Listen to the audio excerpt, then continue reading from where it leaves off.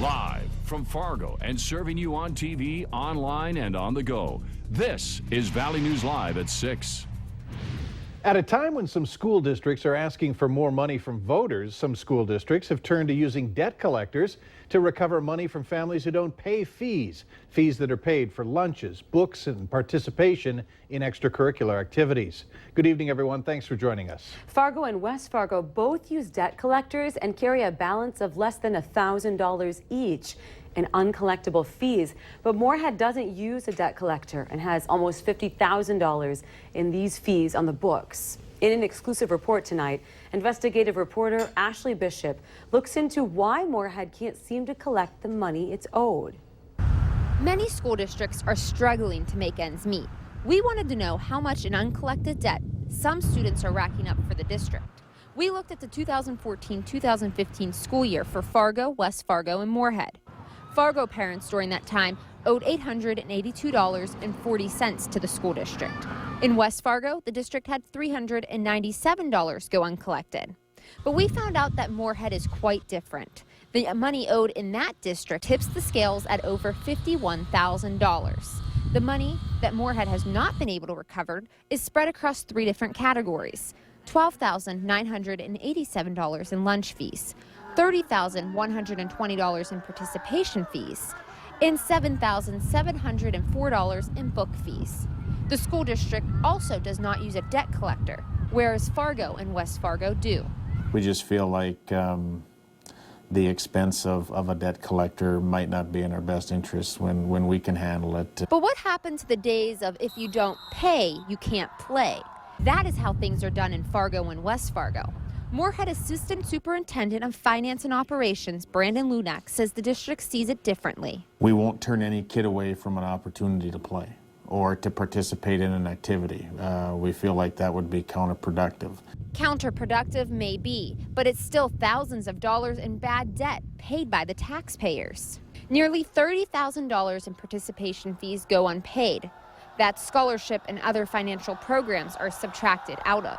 But there's still nearly $20,000 in uncollected lunches and books.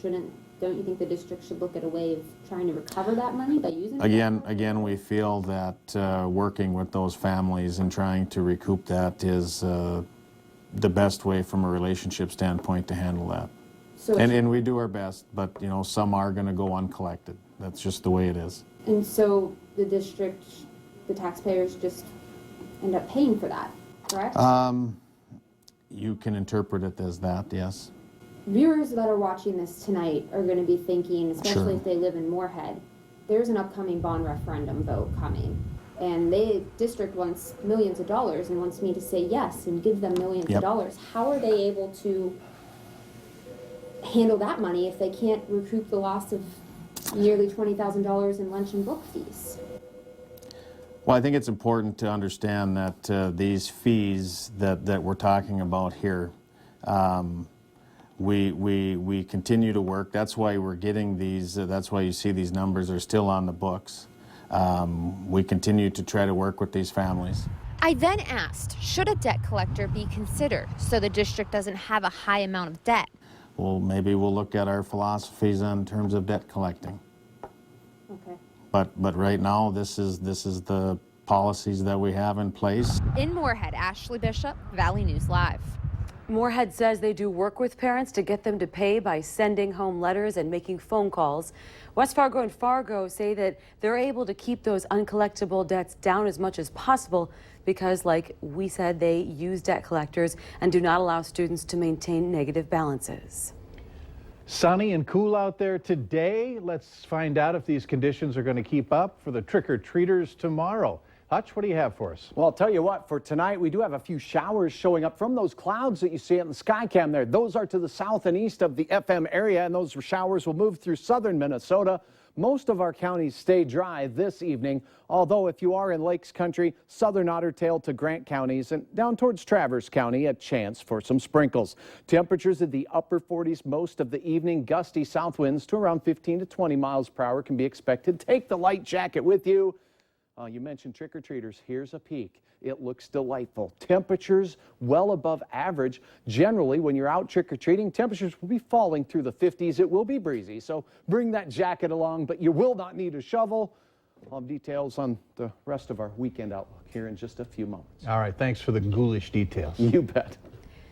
The Midwest Medical Examiner's Office has confirmed the body found just 4 days ago in an Orange Township farm field, that's just near Alexandria, Minnesota, was 18-year-old Laura Schwendeman of Starbuck, Minnesota. Complete autopsy results are pending. Therefore, no further information is being released at this time. The investigation into the circumstances surrounding her death are still ongoing.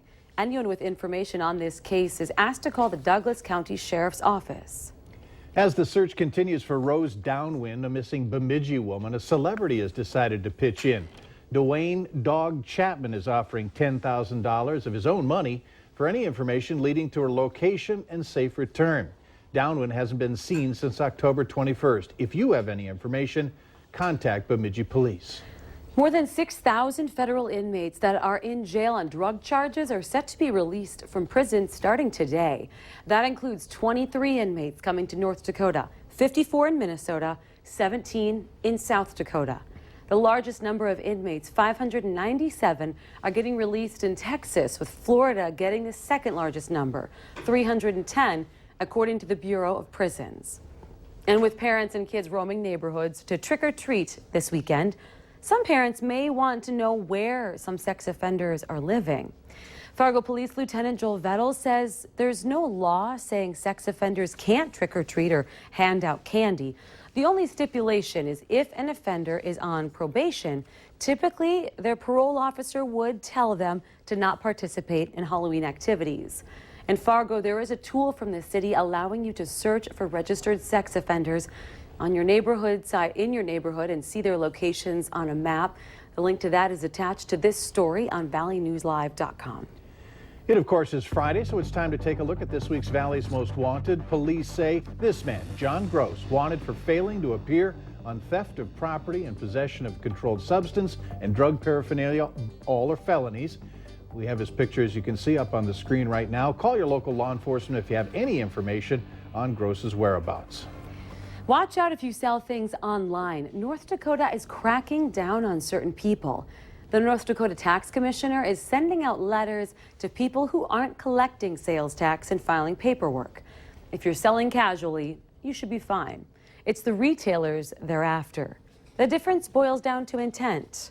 If you buy something intending on reselling it or trading it, technically you need to collect sales tax and file paperwork. It's got to be difficult, and there's got to be a high threshold, to absolutely prove without any doubt. The goal, according to the tax office, isn't to take legal action, more to educate people, since this line of selling has gotten to be pretty popular. And remember to like Valley News Live on Facebook. You can follow all the latest news, weather, and breaking news updates anytime on your feed. Just search Valley News Live, like our page, and stay informed throughout the entire day.